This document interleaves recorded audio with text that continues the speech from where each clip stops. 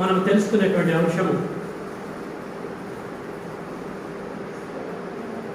స్వరము వినగలదా, స్వరూపము చూడగలదా, పార్ట్ 2.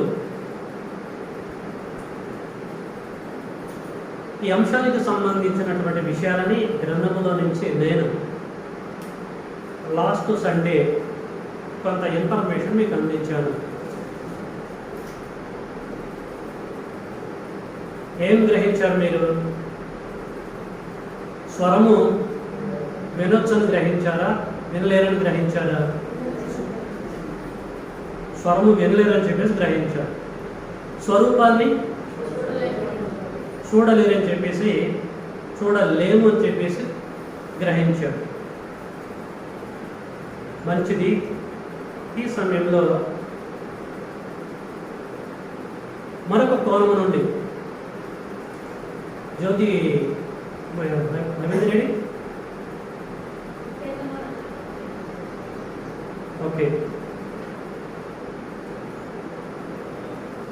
మరొక కోణం నుండి మనము దేవుడి జ్ఞానం తెలుసుకున్నాము. మరి ఇది వాస్తవమైతే స్వరము వినలేరు, స్వరూపాన్ని చూడలేరు, ఇది వాస్తవమైతే గ్రంథములో కొంతమంది భక్తులు దేవుడి స్వరాన్ని విన్నట్టుగా, దేవుని యొక్క స్వరూపం, స్వంత రూపాన్ని చూసినట్టుగా ఆధారాలు ఉన్నాయి కదా. వాటి పరిస్థితి ఏంటిది అనేటువంటి సందేహం మీకు రావచ్చు. ఖచ్చితంగా వస్తుంది. లాస్ట్ సండే మనం విని దాని మీద నిలబడి మనం పోరాటం చేశామనుకోండి, మన శత్రువు మరొక కోణం నుంచి వస్తాడు, అడుగుతాడు, చెప్పాలా వద్దా? ఏతువడుగు ప్రతి వానికి సాత్వికంతో సమాధానం చెప్పండి. అజ్ఞానంగా మాట్లాడే వాళ్ళ నోరులు మీరు ఊహించండి అన్నాడు. సో వారు అడిగినప్పుడు మనం సమాధానం చెప్పాలంటే మరొక కోణాన్ని కూడా మనం తెలుసుకొని ఉండాలి. కాబట్టి అది కూడా మనకు తెలియాలన్న ఉద్దేశంతో మరొక కోణంలో మనం వెళ్తున్నాము. లాస్ట్ సండే విన్నదాన్ని బ్రెయిన్లో ఒక పక్క అంటే సేవ్ చేసి పెట్టండి. ఇప్పుడు 85 కూడా ఒకవైపు సేవ్ చేసుకుంటూ ఉండండి. లాస్ట్కి కంపేర్ చేయండి, పరిశీలన చేయండి. ఏది వాస్తవమో అసలు ఏంటో మీరు గ్రహించడానికి సిద్ధముగా ఉండండి. మళ్ళీ మీకు చెప్తున్నా, నేను బైబిల్ కాలేజీలలో ఒక లెక్చరర్ స్టూడెంట్స్కి ఎలా టీచ్ చేస్తారో సో అలాగే మీకు చెప్పడానికి ప్రయత్నం చేస్తున్నాను. బీటీహెచ్ ఎంటీహెచ్ఎస్ క్లాసెస్ అని చెప్పే సబ్జెక్ట్ మీకు అందిస్తున్నా. సద్వినియోగం చేసుకున్నటువంటి వారు ధన్యులు. నేను ముందే చెప్పాను, ఈ సబ్జెక్టుకు సంబంధించిన ముఖ్యమైన ఏ రెఫరెన్స్ కూడా వదిలిపెట్టకుండా మళ్ళీ మీకు అన్ని క్లారిటీ ఉండాలనే ఉద్దేశంతో అన్ని టచ్ చేసుకుంటూ ముందుకు వెళ్తున్నానండి. అంటే అన్ని కాదు, అవసరమైనటువంటి టచ్ చేసుకుంటూ వెళ్తున్నాను, కీ పాయింట్స్. సో మీరు దీన్ని గ్రహించాలి. ఓకే. స్వరం వినేటువంటి సందర్భాలు గ్రంథంలో ఉన్నాయి. ఆది కాండం నుంచి ప్రకటన గ్రంథం వరకు. స్వరము అంటే అర్థం ఏంటి? స్వరము అంటే స్వరపేటిక నుండి వచ్చే మాట కానీ, పలికే కానీ, రాగమే కానీ, అది ఏదైనా సరే దాన్ని స్వరము అని అంటారు. ఇది విషయం. సో మరి వినిన సందర్భాలు ఉన్నాయి. తండ్రి అయిన దేవుడు మాట్లాడినప్పుడు వాటి పరిస్థితి ఏంటి? నేను ఒక సీక్వెన్స్లో చెప్పుకుంటూ వెళ్తున్నాను, జాగ్రత్తగా మీరు గ్రహించండి. ప్రతి లేఖనాన్ని నేను డెప్త్కి వెళ్ళి ఎక్స్ప్లెయిన్ చేయలేను. అంటే ఎక్కువ రెఫరెన్స్ మీతో పంచుకోవాలి కనుక ఓవరాల్గా నేను టచ్ చేసుకుంటూ వెళ్తున్నాను. మీరు అంటే జ్ఞానవంతుడికి లైట్గా టచ్ చేస్తే అర్థమైపోయింది, చెప్పాల్సిన అవసరం లేదు. ఓకే, మనం వెళ్దామండి. ఆది కాండాన్ని తీయండి. ఆది కాండంలో ఏదైనా వనంలో దేవుడైన యెహోవా ఆదాము అవ్వలకి అడిగారు చేశాడు. ఏం చేశాడు? తోటలో ఉన్న ప్రతి వృక్షపు యొక్క ఫలాన్ని తినొచ్చు నిరభ్యంతరంగా, తోట మధ్యలో ఉన్నటువంటి చెట్టు యొక్క ఫలాన్ని మాత్రం మీరు తినదు. ఇది విషయం. నేను చెప్పిన నా మాటను పక్కకు పెట్టేసి మీరు వెళ్ళి తినారనుకోండి, తినమున మీరు నిశ్చయముగా ఆజ్ఞ జారీ చేశాడు. మరి ఆయన మీద భయం భక్తి ఉంటే వాళ్ళు ఏం చేయాలో తినమంటున్నారు.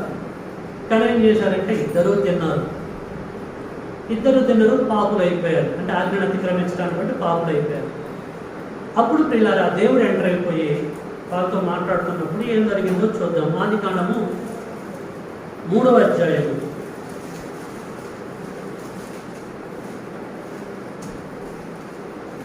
8 నుంచి 10 వరకు.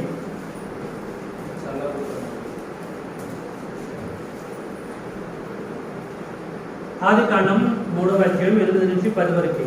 చల్లపూటను ఆదామును అతని భార్యయు తోటలో సంచరించుచున్న ఎవరు స్వరం అంటండి? దేవదూత, దేవుడా, యేసుక్రీస్తు వారుదా, పరిశుద్ధాత్ముడుదా? దేవుడైన యెహోవా స్వరమును విని, పాస్ట్ టెన్స్ అంటే విన్నారు. అంటే ఒక రూట్లో మనం వెళ్తున్నప్పుడు, ఒక సబ్జెక్టుకు సంబంధించిన ట్రాక్లో మనం వెళ్తున్నప్పుడు క్రాస్ రెఫరెన్స్గా లేఖనంగా ఏది కూడా అడ్డొచ్చి పడకూడదు. వీటిని కూడా పరిశీలించుకుంటా ముడులు విప్పుకుంటా మనం ముందుకు వెళ్ళాలి. లాస్ట్ సండే విన్నదానికి ఇప్పుడు వింటున్న దానికి వ్యత్యాసం ఉంటుంది. 100% అదే మరి సత్యాన్వేషకులు ఆలోచించవలసిన సంగతులు. లాస్ట్ సండే విన్నాం కదా, ఇప్పుడు ఇలాగున్నది ఏంటి, ఇది కాదు, ఆలోచించాలి. అన్నీ ఉంటాయి. జాగ్రత్తగా విడగొట్టుకుంటూ మనం ముందుకు వెళ్ళాలి. దేవుడైన యెహోవా స్వరము విని, దేవుడైన యెహోవా ఎదుటికి రాకుండా తోట చెట్ల మధ్యను దాగుకొనగా దేవుడైన యెహోవా డైరెక్ట్గా ఆదామునే పిలిచినప్పుడు మళ్ళీ స్వరము వినే అవకాశాలు ఉంటాయి కదండి. దేవుడైన యెహోవా ఆదామును పిలిచి, నువ్వు ఎక్కడ ఉన్నావని. అందుకతడు, నేను తోటలో నీ స్వరము వినినప్పుడు, నోట్ చేసుకోండి, స్క్రిప్చర్ అండర్లైన్ చేసుకోండి, వినినప్పుడు విన్నాడు. ఆదాము ఏదేను వనములో దేవుడైన యెహోవా స్వరము విన్నాడు. వినలేదు అని చెప్పేసి లేదు, విన్నాను అని ఉంది. ఎందుకు ఉన్నది ఇలాగ? మరి దీని పరిస్థితి ఏంటిది? ప్రియులారా, ఈ కన్వర్సేషన్ అంతా కూడా మనకు అర్థమైపోయింది. ఆ తర్వాత దేవుడు వారితో ఏం మాట్లాడతాడో ఏంటో, ఆ తర్వాత పాపం చేయడం బట్టి ఎలాంటి శిక్ష దేవుడే మరి వారికి విధిస్తాడో మనకి తేటతెల్లమవుతూ ఉంటుంది. కాబట్టి పరిశీలించిన దీనిని బట్టి మనకి ఏమర్థమైంది? ఏదేను వనములో ఆదాము, ఆ తర్వాత అవ్వ, దేవుడైన యెహోవా స్వరమును 100కి 200% విన్నట్లుగా తెల్లం అవుతూ ఉంటుంది. ఓకే, టిక్ పెట్టేసేయండి, అవసరం అనుకుంటే రాసుకోండి. ఆదాము గర్భం గుండా మొట్టమొదటిసారిగా ఈ లోకానికి వచ్చిన కుమారుడు ఎవరు?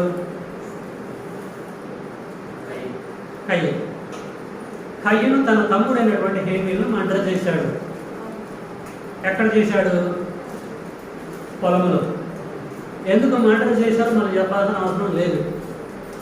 దేవుడైన యెహోవా హేబేలు యొక్క అర్పణని స్వీకరించడాన్ని బట్టి, కయ్యని యొక్క అర్పణను స్వీకరించకపోవడాన్ని బట్టి తమ్ముడి మీద అసహ్య పుట్టి పొలంలో ఒంటరిగా ఉన్నప్పుడు కత్తి తీసుకుని మర్డర్ చేసేసాడు తమ్ముడు చచ్చిపోయాడు. మిగిలిన ఎవరు అక్కడ? కయ్యను. సో అప్పుడు సీన్లోకి తండ్రైన దేవుడు ఎంటర్ అయిపోయి కయ్యనుతో ఏమంటున్నాడో చూద్దాం. 4వ అధ్యాయము 6.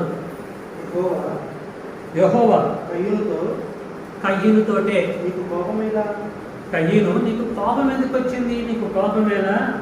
ముఖము చిన్నపుచ్చుకొని ఉన్నావేమి? నీవు సత్క్రియ చేసిన ఎడల తలెత్తుకునవా? చెయ్యని ఎడల వాకిట పాపం పొంచి ఉండును. వాకిట పాపం పొంచి ఉండెను. నీ ఎడల దానికి వాంఛ కలుగును. నీవు దాన్ని ఏలుదువలను. కయ్యను తన తమ్ముడైన హేబెలుతో మాట్లాడను. వారు పొలంలో ఉన్నప్పుడు కయ్యను తన తమ్ముడైన హేబెలు మీద పడి అతన్ని చంపేశాడు. యెహోవా చూశారండి, యెహోవా నీ తమ్ముడైనటువంటి హేబెలు ఎక్కడ ఉన్నాడని కయ్యను డైరెక్ట్ గా అడుగుతున్నాడంట. మాట వినపట్లేదా, స్వరం వింటలేదా అని అడగగా, యెహోవాయే అడగగా, అతడు నేను ఎరగను, నా తమ్మునికి నేను నాకు కావలివాడనా. నిర్లక్ష్యమైనటువంటి సమాధానం. ఒక పెద్దలతో మాట్లాడేది ఇదేనండి. ఒక వ్యక్తితో మాట్లాడుతున్న విధానం ఇదేనా? నీ అన్నయ్య ఎక్కడ అని చేసి అడిగాడు. ఎందుకు నువ్వు అడుగుతున్నావు? నా తమ్ముడు నేనేమన్నా కాదులే, నువ్వేమైనా ఉంచావా, ఎందుకు అడుగుతున్నావని. ఇలా మాటలలో పొలైట్నెస్ కనిపించలేదండి.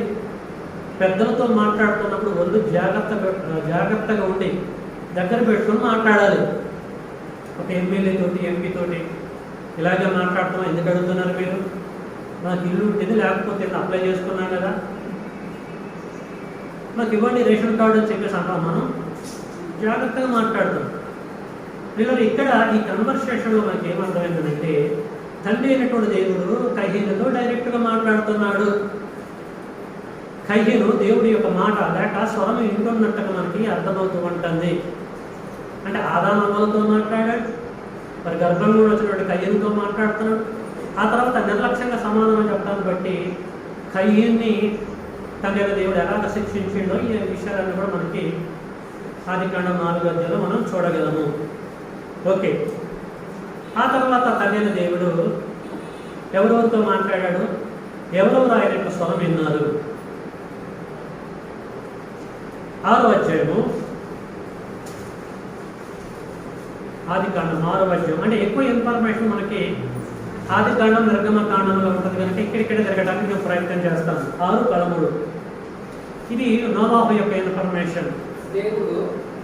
నోవాహు గారు తెలుసు కదా, నోవాహు జలప్రలయములో తండ్రి కృప ద్వారా తప్పింపబడినటువంటి ఫ్యామిలీ మెంబర్స్లో హెడ్ అయిన. సో ఇక్కడ 6:13 దేవుడు నోవాహుతో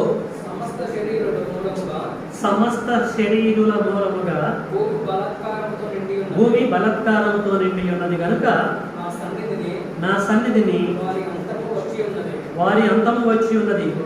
ఇదిగో వారిని భూమితో కూడా నాశనము చేయుదును అని ఎవరితో మాట్లాడుతున్నారండి? దేవుడు నోవాహుతో మాట్లాడుతున్నాడు. నోవాహు వింటున్నాడా?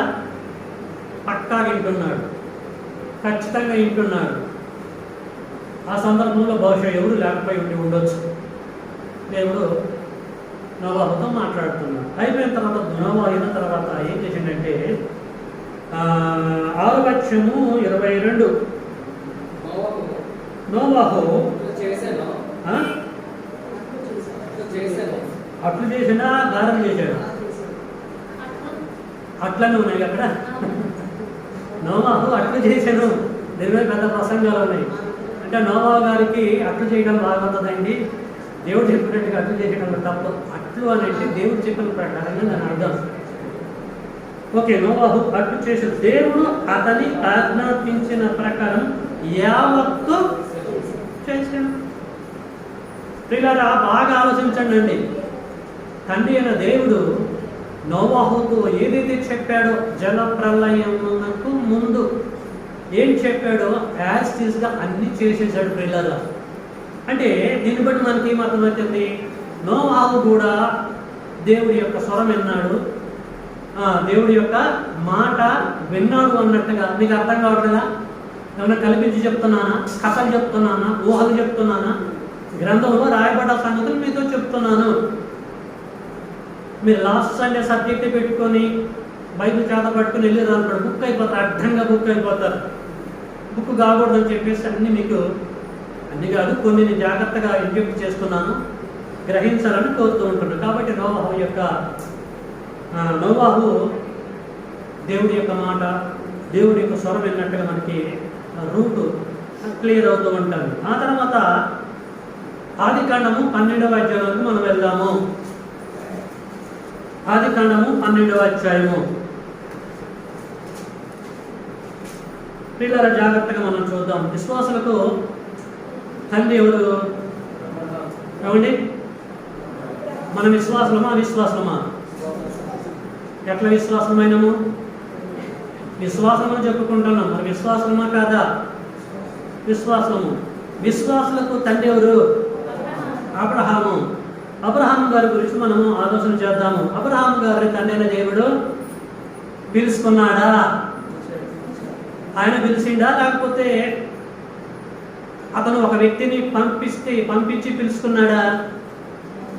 మళ్ళీ చెప్తున్నా, అబ్రహాము గారు పిలువబడ్డారు దేవుడి దగ్గరికి. దేవుడు పిలిచాడా డైరెక్ట్గా, లేకపోతే దేవుడు ఒక వ్యక్తిని పంపించేసి పిలిచాడా? డైరెక్ట్గా పిలిచాడు. ఎక్కడ పిలిచాడు?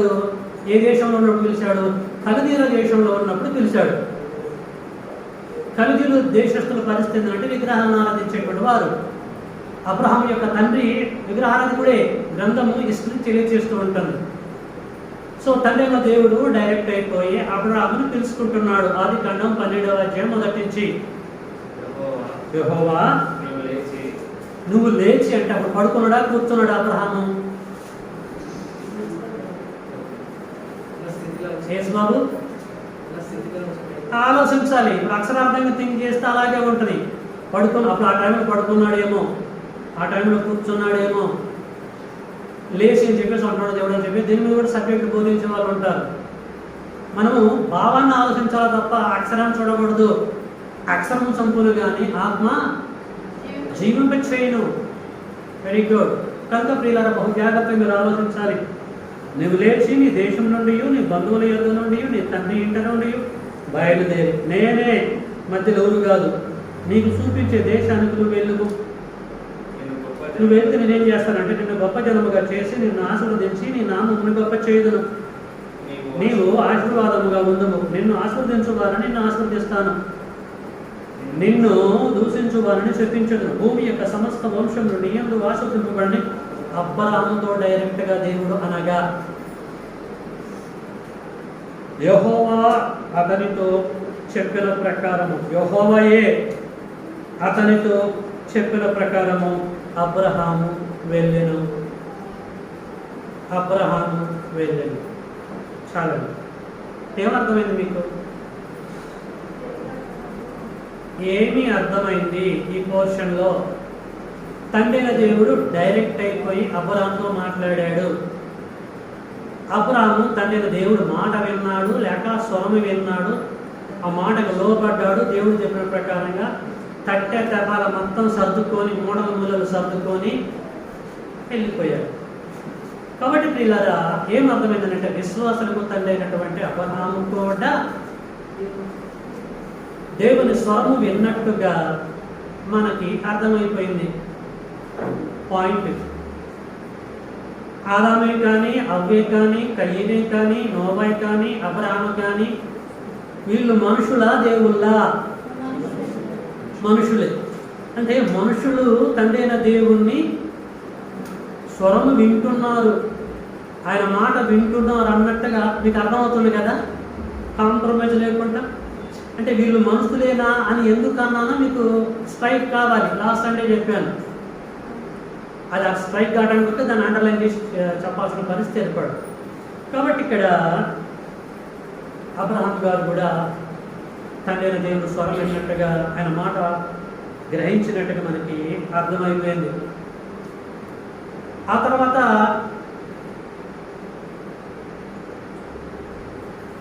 ఇశ్రాయేలీయులకు నాయకుడు ఎవరు? ఇశ్రాయేలు జనాన్ని ఈజిప్ట్ నుంచి వీళ్ళు బయలుదేరి కానానికి వెళ్తున్నారు అరణ్య మార్గం గుండా. ఎన్ని సంవత్సరాలు ప్రయాణం చేశారంటే వీళ్ళు? ఏమండి?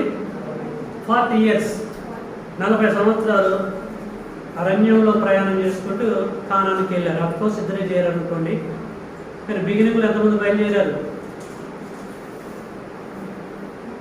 బిగినింగ్లో ఐగుప్త దేశము నుండి బయటకు వచ్చిన జనాభా ఎంత?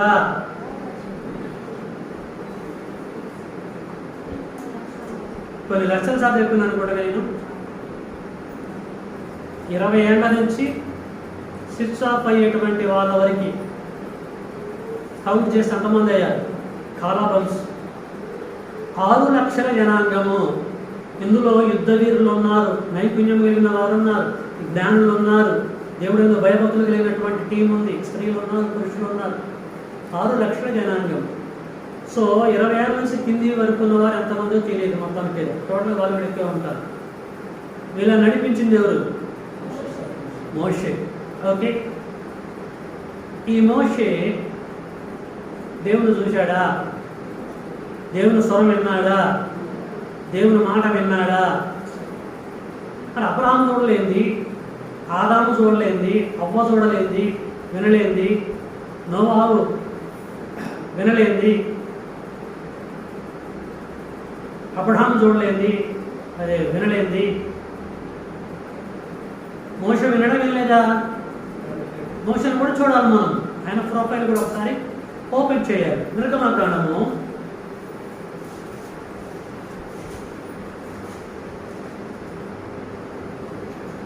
33వ అధ్యాయం.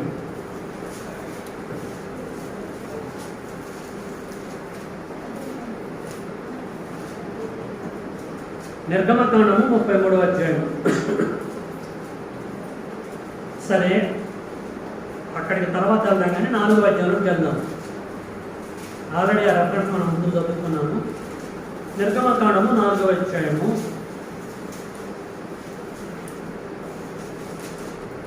12 నుంచి. నిర్గమకాండము 4వ అధ్యాయము 12 నుంచి. కాబట్టి వెలుము. నిర్గమకాండము 4వ అధ్యాయం కాదు, క్షమించాలి, 3వ అధ్యాయము. 3వ అధ్యాయంలో మొదటి నుంచి చూస్తున్నా కూడా మనకి అర్థమైపోయింది. ఓకే, ఎందుకంటే మనకి కీ బిట్ కావాలి కనుక నిర్గమకాండ 3వ అధ్యాయంలో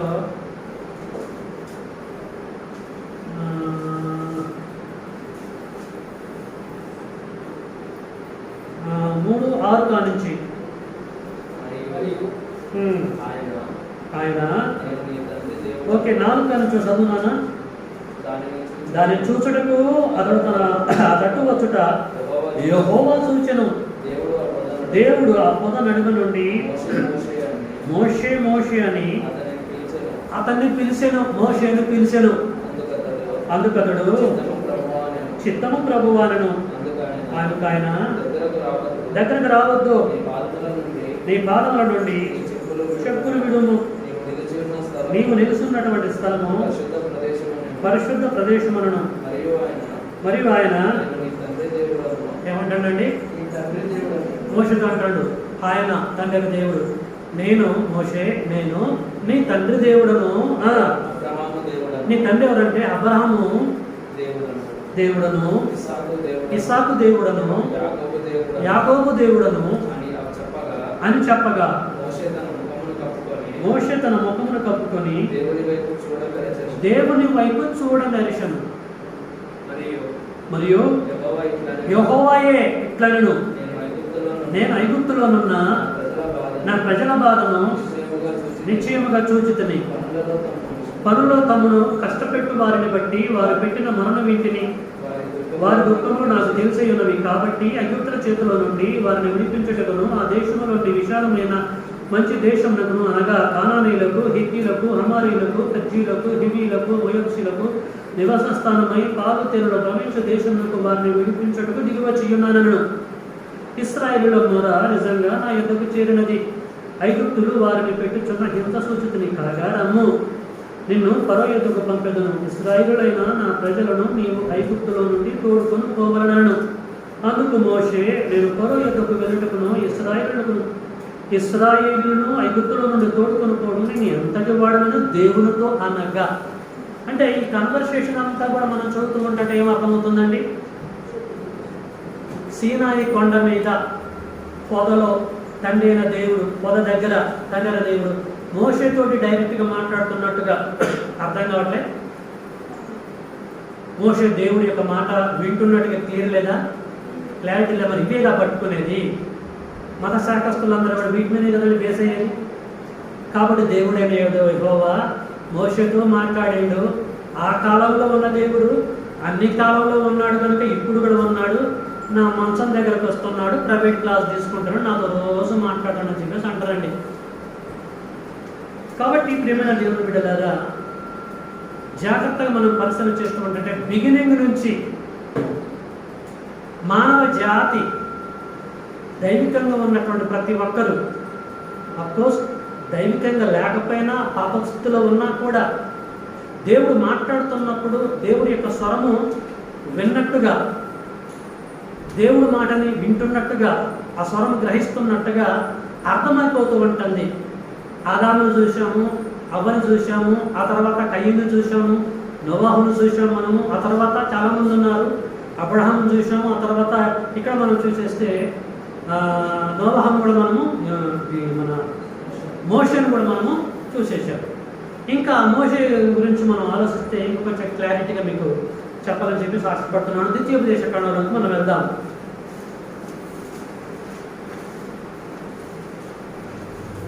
ద్వితీయోపదేశ కాండము 4వ అధ్యాయము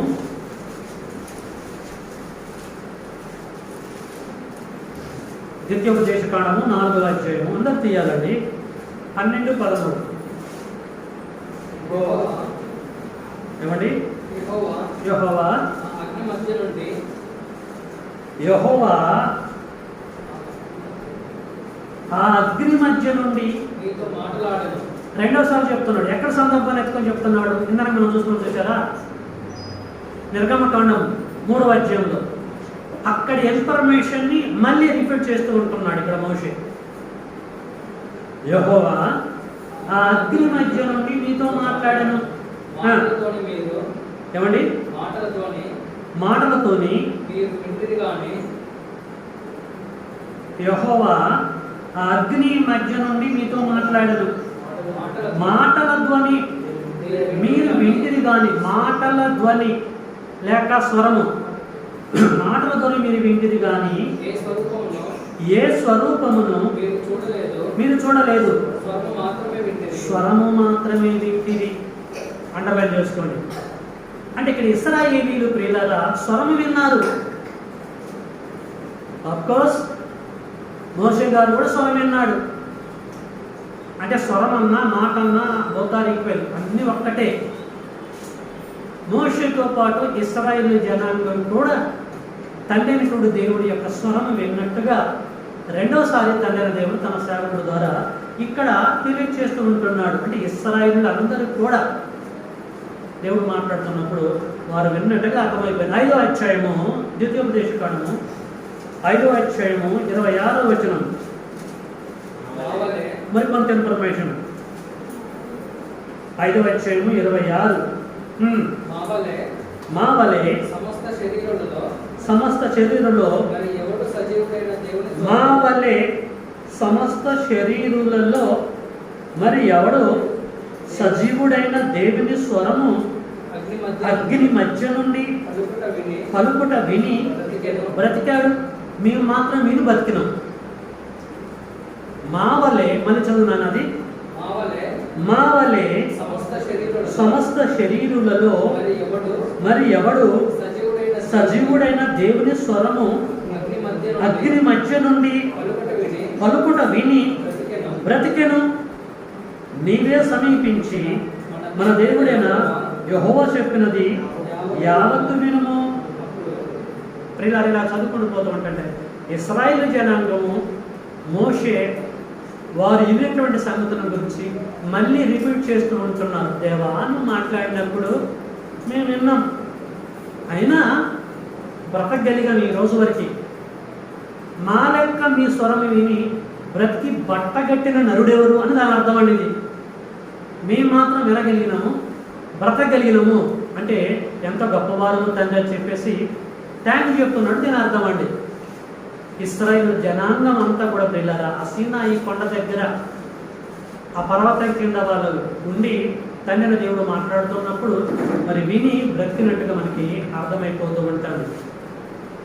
సో ఇప్పటి వరకు మనం పరిశీలన చేస్తే ఏమర్థమైందనండి? ఇప్పటి వరకు మనం పరిశీలన చేస్తే ఏమర్థమైపోయింది?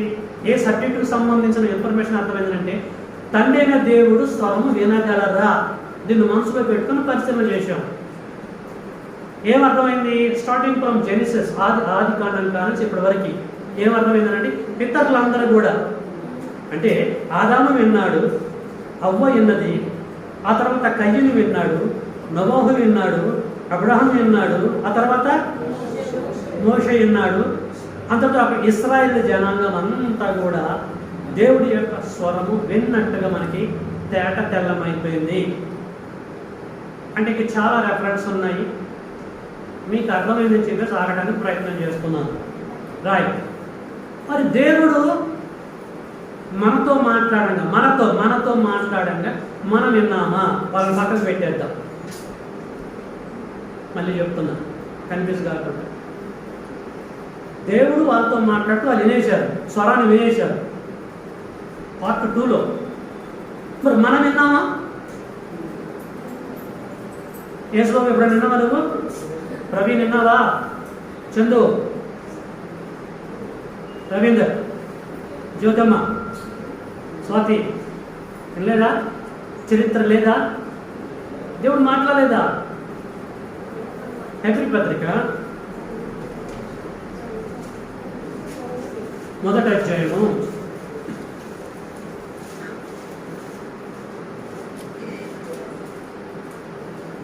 1 రాసిన పత్రిక 1వ అధ్యాయము 1 నుంచి 3 వరకు, పేజీ నంబరు 200, కొత్త నిబంధనలు. స్పీడ్. పూర్వకాలమందు పూర్వీకుల యొక్క కాలం ఉంది, అది పితరుల కాలము, మోషే కాలము. ఆ కాలం గురించి చెప్తున్నాడు. పూర్వకాలమందు నానా సమయములలోను నానా విధములుగాను ప్రవక్తల ద్వారా మన పితరులతో మాట్లాడిన దేవుడు. మాట్లాడిండు, టోటల్గా డైరెక్ట్గా మాట్లాడిండా, ఇండైరెక్ట్గా మాట్లాడిండా, that's none of our business. ఇక్కడ అంటున్నాడు హెబ్రీ రచయిత, పూర్వకాలముందు నానా సమయంలోను నానా విధములుగాను ప్రవక్తల ద్వారా మన పితరులతో మాట్లాడిన దేవుడు. అంతటి డాక్కుంటే ఏం చేసిందంటే ఈ దినముల అంతమందు యేసుక్రీస్తు ద్వారా మనతో మాట్లాడేనా, మనతో అంటున్నాడు రచయిత. మన అంటే ఎవరు? క్రైస్తవులు.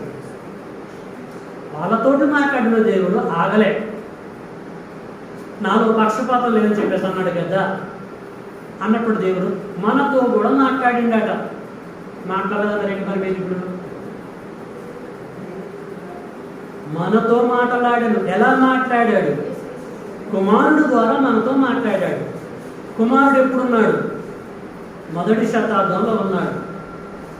తండ్రి అయిన దేవుడు యేసుక్రీస్తు నోట నుండి పలికాడు. ఆ నోటి ద్వారా మనతో మాట్లాడాడు. పాస్ట్ టెన్స్ ఇది. ప్రతి ఒక్కరితో ప్రియులారా తండ్రి అయిన దేవుడు మాట్లాడాడు. అంటే మనం అందరం కూడా దేవుని యొక్క స్వరము విన్నాము, కాంప్రమైజ్ లేకుండా. వాళ్ళు ఎలాగ విన్నారో మనం కూడా, పరిశుద్ధులైనటువంటి మనం కూడా విన్నాము. జాగ్రత్తగా వినాలండి, సబ్జెక్ట్ డైవర్ట్ కాదు. అర్థం చేసుకుంటే అద్భుతంగా ఉంటుంది. కాబట్టి గ్రహించాలని ప్రేమతో కోరుతున్నాను.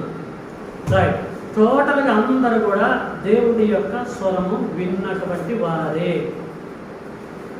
Okay, right. సబ్జెక్ట్ ఏంటి? స్వరము వినగలరా? క్వశ్చన్. స్వరూపము చూడగలరా? స్వరం ఇన్ నేషన్ పార్ట్ 2లో. ఇప్పుడు స్వరూపాన్ని గురించి ఆలోచిద్దాం.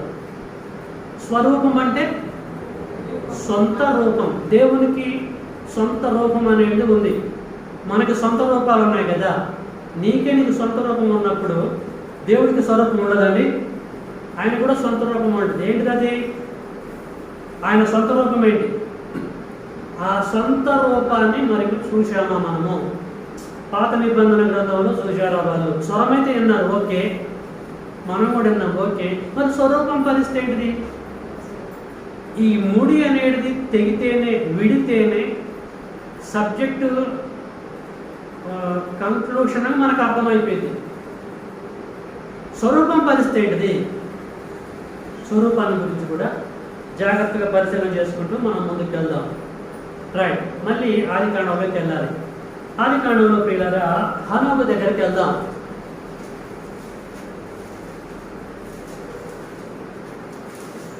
ఆది కాండము 5వ అధ్యాయము. నేను ఈరోజు క్లోజ్ చేయలేను, నెక్స్ట్ వీక్ క్లోజ్ చేస్తాను. అప్పుడు మీకు 100% పిక్చర్ వచ్చేస్తుంది, ఆత్మ సంబంధమైనటువంటి ఇన్ఫర్మేషన్. సో స్వరూపం చూసిన సందర్భాలు గ్రంథంలో ఏమైనా ఉన్నాయా? ఆది కాండం 5వ అధ్యాయం 22, 23. హనోకు 5:23. హనోకు దినములన్నీ 365 ఏళ్ళు, 65 ఏళ్ళు, 365. హనోకు దినములన్నీ 365 ఏళ్ళు. హనోకు ఎవరితో నడిచాడటండి? హనోకు దేవునితో నడిచిన తర్వాత దేవుడు అతన్ని తీసుకుని పోయిన కనుక ఎక్కడ తీసుకుని పోయి ఉండొచ్చు? హనోకు దేవునితో నడిచిన తర్వాత దేవుడు అతన్ని తీసుకుని పోయిన కనుక అతడు లేకపోయాను. చాలా ఇక్కడ హనోకు దేవుడితో నడిచిండట. ఇప్పుడు నేను వెనకాల ఉన్నటువంటి గాంధీతో నడిచిండు అనుకోండి, గాంధీ నేను కలిసి నడుచుకుంటూ పోతున్నాం అనుకోండి, గాంధీ నన్ను చూడటానికి అవకాశం ఉంటుందా ఉండదా? నేను గాంధీని చూడటానికి అవకాశం ఉంటుందా ఉండదా? యేసుబాబు నీతో కలిసి నడవాలనుకుంటున్నాను, కళ్ళు మూసుకొని నడుతున్నాను నీతోటి. ఏమ్మా స్వాతి, కళ్ళు మూసుకొని ఒక వ్యక్తితో నడుపుతాడా? కళ్ళు మూసుకొని అంటే గుంటలో పడతారు, దారి అర్థం కాదు, కానీ కళ్ళు తెరిచి వాళ్ళు చూసుకుంటూ నడుచుకుంటారు ఎవరు సార్. ఇక్కడ హనోకు దేవుడితో నడిచిండట. 1 సంవత్సరం 2 సంవత్సరాలు కాదు,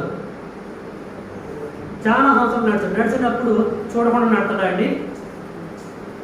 ఖచ్చితంగా హనోకు దేవుణ్ణి చూసే ఉంటాడు. దేవుని యొక్క స్వరూపం ఎలా ఉంటుందో ఏంటో పరిస్థితి హనోకుకి ఖచ్చితంగా తెలుస్తుంది, అంతే కదండి. ఇప్పుడు ఆలోచించాలి ఇక్కడ. హనోకు దినములన్నీ 365 ఏళ్ళు. హనోకు దేవుడితో నడిచిన తర్వాత దేవుడు అతన్ని తీసుకుని పోయిన కనుక అతడు లేక. కాబట్టి ఇక్కడ జాగ్రత్తగా మనం పరిశీలన చేస్తుంటే ఖచ్చితంగా హనోకు దేవుని యొక్క స్వరూపాన్ని చూసి ఉంటాడు కాదు, చూస్తాడు. చూడబట్టే నడవగలిగిన చెప్పేసి మనము గ్రహించాలి. మత శాఖలలో ఉన్నటువంటి వారికి లభ్యమయ్యే లేక దొరికే రెఫరెన్స్లు ఇలాంటివే. వీటినే బేస్ చేసుకుని మాట్లాడుతూ ఉంటారు. ఇవన్నీ కూడా తెగొట్టాలి మనం వచ్చే సండే. ఎక్కడ అపార్థం చేసుకున్నారు, ఎక్కడ జాగ్రత్తగా ఆలోచించాలనేది నెక్స్ట్ సండే క్లియర్ అయిపోయింది. సో ఇక్కడ స్వరూపము హనోకు దేవుడి యొక్క స్వరూపం చూస్తున్నట్టు మనకి అర్థమైపోయింది. అలాగే విశ్వాసాలకు తండ్రి అబ్రహాం గారి గురించి కూడా మనం మాట్లాడదాం. ఈయన స్వరమైతే విన్నాడు, మరి స్వరూపం పరిస్థితి ఏంటిది? ఇక్కడ హనోకు చూశాడు, దేవుడితో నడిచాడు కనుక. మరి అబ్రహాం పరిస్థితి ఏంటిది? అబ్రహాము గారు దేవుడు మాట్లాడినప్పుడు విన్నాడు స్వరం. మరి చూసిండా దేవుణ్ణి? దేవుడి యొక్క ఆకారాన్ని చూడగలిగాడా అబ్రహాం గారు? ఆది కాండము 18వ అధ్యాయంలోకి వెళ్దాము.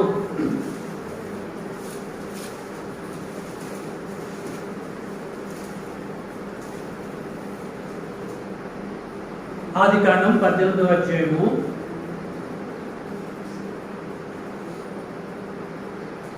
1వ వచనం 2వ వచనం.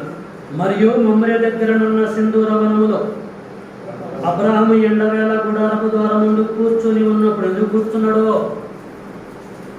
మరియు మమ్రే దగ్గరనున్న సింధూర వనములో అబ్రహాము ఎండవేళ గుడారపు ద్వారం ముందు కూర్చున్నప్పుడు యెహోవా అతనికి కనపడెను. చాలండి. యెహోవా అతనికి కనపడెను.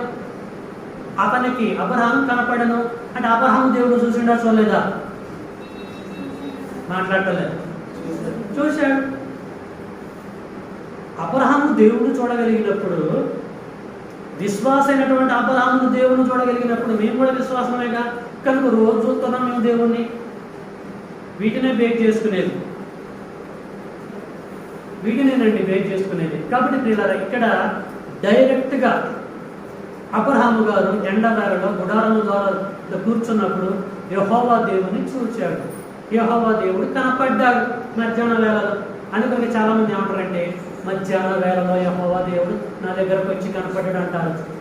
దీన్నే బేస్ చేసుకొని ఒంటరిగా ఉన్నప్పుడు, పడుకున్నప్పుడు, మధ్యాహ్న వేళలో ఎండ బాగా ఉన్నప్పుడు దేవుడు నాకు కనపడ్డాడు, నన్ను పిలుచుకున్నాడు అని చెప్పి అంటూ ఉంటారు.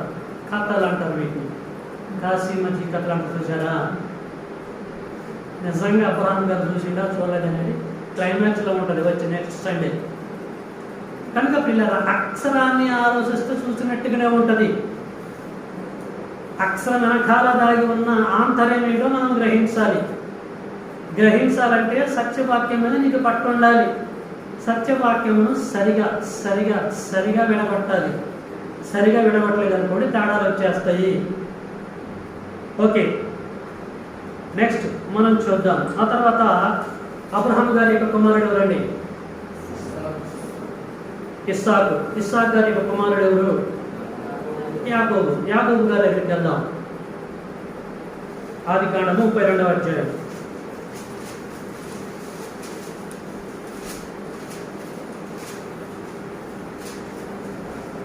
ఆదికాండము 32వ అధ్యాయము 30వ వచనం. యాకోబు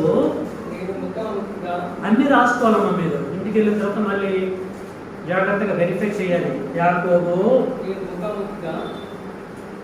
డైరెక్ట్గా అంటాడు చూడండి, నేను ముఖాముఖిగా, కాంప్రమైజ్ లేవు, నేను ముఖాముఖిగా దేవుణ్ణి చూచితిని, అయినా నా ప్రాణము దక్కినదని ఆ స్థలమునకు పెనుయేలు అను పేరు పెట్టాను. వాట్ ఏ వండర్ఫుల్ స్క్రిప్చర్ అండి. ఏం స్టేట్మెంట్ ఇస్తాడండి యాకోబు గారు?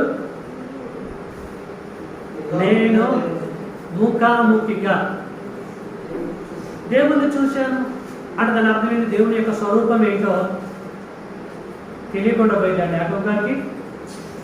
ఇప్పుడు నేనున్నాను, ముఖాముఖిగా మిమ్మల్ని అందరినీ చూస్తున్నాను. అవునా కదా?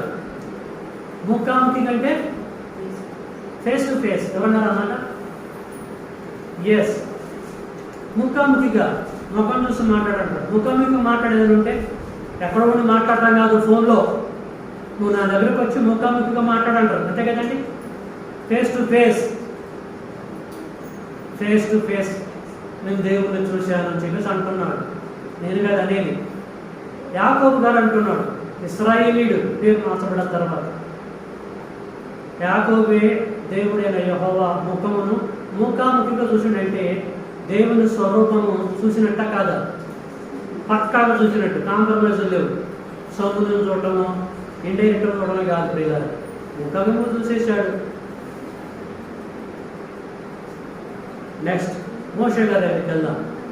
మోషే గారు స్వరం విన్నారేమో, స్వరం విని ఉండొచ్చు, ఒకవేళ స్వరూపాన్ని చూడకపోవచ్చు అని చెప్పేసి ఒకవేళ మనకు డౌట్ ఉండొచ్చు. అది కూడా మనం చూద్దాం. నిర్గమకాండము 24 వెళ్దాం.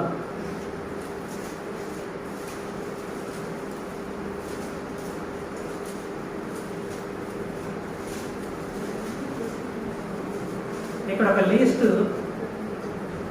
ఒరిజినల్గా దేవుని స్వరూపాన్ని చూసినటువంటి వారి లిస్ట్ మీకు అందిస్తున్నాను. అండర్లైన్ చేసుకోండి. అక్కడ పెన్ను తీసుకుని దాని చుట్టూ ఇట్లా పెట్టుకోండి. ఇట్లా ఎవరెవరు చూశారు? నిర్గమకాండం 24వ అధ్యాయము 9 నుంచి 10 వరకు. గట్టిగా. తరువాత మోషే ప్లస్ అహరోను ప్లస్ ఆ నాదాబు అబీబు ప్లస్ అబీబు ఇశ్రాయేలీయుల పెద్దలలో ప్లస్ ఇశ్రాయేలు పెద్దలలో 70 మంది ఎక్కిపోయి ఇశ్రాయేలీయుల దేవుని చూచిరి. ఇశ్రాయేలీల దేవుణ్ణి చూచిరి. Past tense. చూసారా ఎంతమంది బయటపడరని? ఒకటి మోషే చూశాడు, అహరోను చూశాడు. అహరోను మోషేకి ఏమవుతాడు?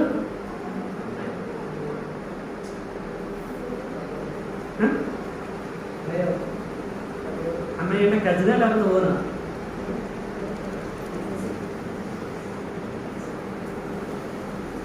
ఇంకోటి కజినా లేకపోతే సొంతన్న? సంతన. ఓకే, మోషే, అహరోను, నాదాబు ఎవరు?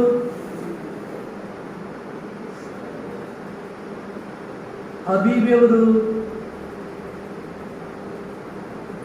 అహరోనికి సంతానం ఎంతమంది? 2 పిల్లలు, నాదాబు అబీబు. అదే పరిస్థితి. అహరోను యొక్క కుమారుడు నాదాబు అండ్ అబీబు. మోషే, అహరోను, నాదాబు, అబీబు ప్లస్ ఇశ్రాయేలీల పెద్దలలో 70 మంది ఎక్కిపోయి ఇశ్రాయేలీల దేవుణ్ణి చూసిరి. ఇశ్రాయేలీల దేవుడు ఎవరు? యెహోవాను చూసిరి. నేను మిమ్మల్ని చూసినట్టుగా మీరు నన్ను చూసినట్టుగా. కాబట్టి ఈ జనాభా అంతా కూడా పిల్లరా దేవుడి యొక్క స్వరూపాన్ని చూసారా చూడలేదా?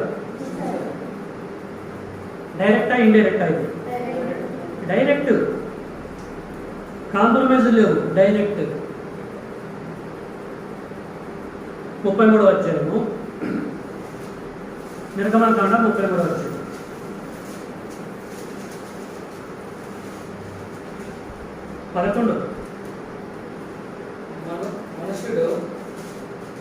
మనుష్యుడు తన స్నేహితుడితో మాట్లాడినప్పుడు యెహోవా మోషేతో చాలండి, ఇంకేముంది? ముఖాముఖిగా మాట్లాడుతున్నాడు. కూర్చొని మనం మాట్లాడుతున్నాము ముఖాముఖిగా. తండ్రి దేవుడు మోషేతో ముఖాముఖిగా మాట్లాడుకుంటారట. స్నేహితుడు కదండి. స్నేహితులైనప్పుడు మోషే దేవుడు స్నేహితుడిగా. దేవుడు అన్నాడు మోషే నా స్నేహితుడు అన్నాడు. స్నేహితులు ఎక్కడో ఉండి ఈయన ఎక్కడో మాట్లాడుకుంటారా? మాట్లాడుకుంటారా ముఖాముఖిగా? కనుక మోషే దేవుడి యొక్క స్వరూపాన్ని చూశాడు.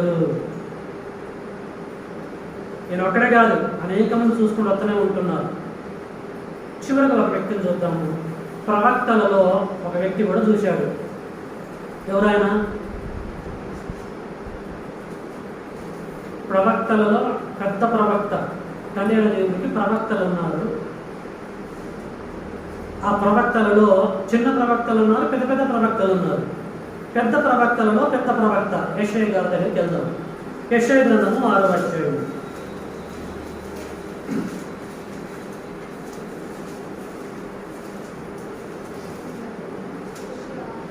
మొదటి వచనం. రాజైన ఉజ్జియా ఋతులందున సంవత్సరమున. యెషయా గ్రంథము 6వ అధ్యాయం మొదటి వచనం. రాజైన ఉజ్జియా ఋతులందున సంవత్సరమున అంటే చచ్చిపోయినటువంటి సంవత్సరమున అత్యున్నతమైన సింహాసనమందు ప్రభువు ఆసీనుడై ఉండగా నేను చూచి తిని ఆయన చొక్కాయు అంచులు దేవాలయమును నిండుకొనెను. చాలండి.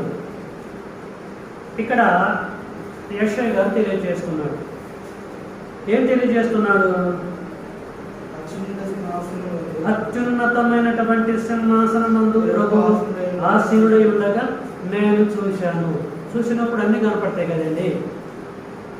ఈ కంటికి మరుగు చేయబడలేదు ఉంటుందా? మీరు నన్ను చూస్తున్నప్పుడు అన్ని కనపడుతున్నాయి, నేను మిమ్మల్ని చూస్తున్నప్పుడు అన్ని చూడగలుగుతున్నాను. ఇక్కడ యెషయా గారు కూడా తండ్రి దేవుని చూశాడు. ఊహలు లేకుండా, కాంప్రమైజ్ లేకుండా ఖచ్చితంగా సూచన అని చెప్పేసి అంటున్నాడు. ఓకే, ఇక్కడ ప్రవక్త కూడా చూసినట్టు మనకి అర్థం అయిపోయింది. రైట్, ఇక్కడ అర్థం సో స్వరూపము చూసిన సందర్భాలు గ్రంథంలో ఉన్నాయా అని మనం ఆలోచిస్తే అనోక్ గారు చూశారు, తర్వాత అబ్రహాం గారు చూశారు, యాకోబు గారు చూశారు, మోషే చూశాడు, అహరోను చూశారు, నాదాబు చూశాడు, అబీదు చూశారు, ఇశ్రాయేలు పెద్దలలో 70 మంది చూశారు.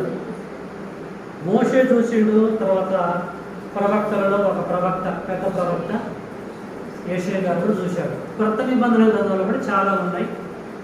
ఇక అవసరం లేదు, నీకు ఆన్సర్ వచ్చినప్పుడు నీకు సాగతీయవలసిన అవసరం లేదు. రైట్, మళ్ళీ సబ్జెక్ట్లోకి వస్తున్నాను. స్వరము వినగలదా, స్వరూపము చూడగలదా? పార్ట్ 2లో ఏమొచ్చింది శేషం? స్వరము వినగలదు, స్వరూపాన్ని కూడా ముచ్చటే లేదు, చూడగలదు అని శేషం వచ్చేసింది.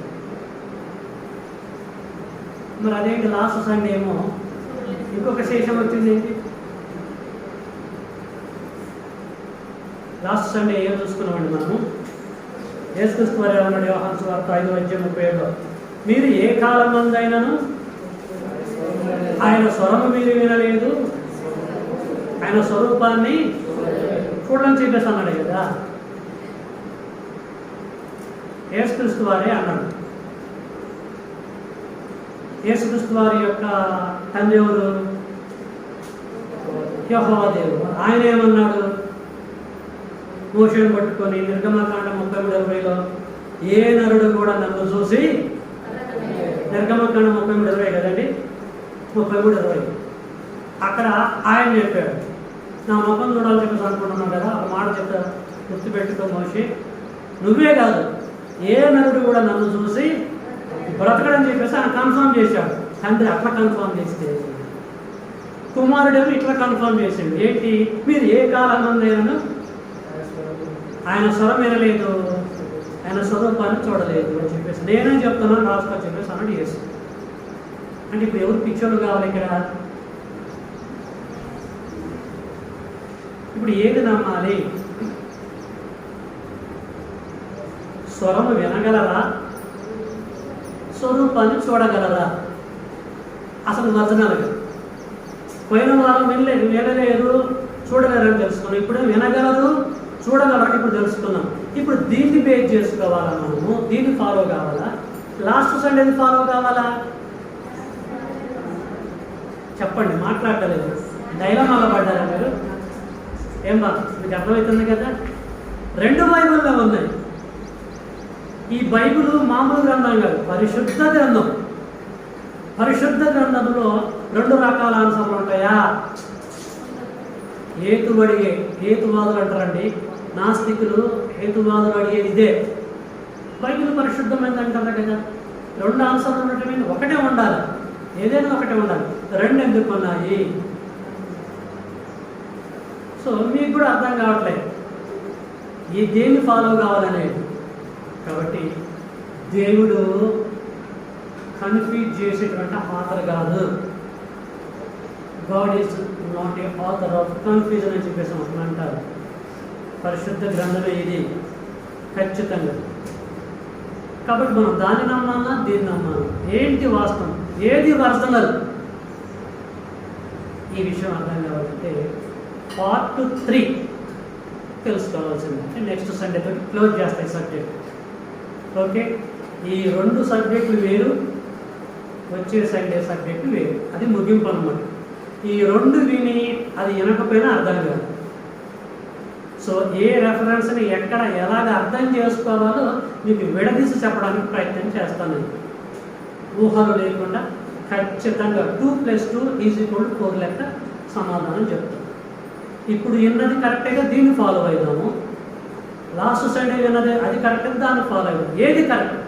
అసలు ఈ 2 కాదు, బైబిల్ చెప్పింది కరెక్ట్ అయితే ఆ వేళ మనము వెళదాం.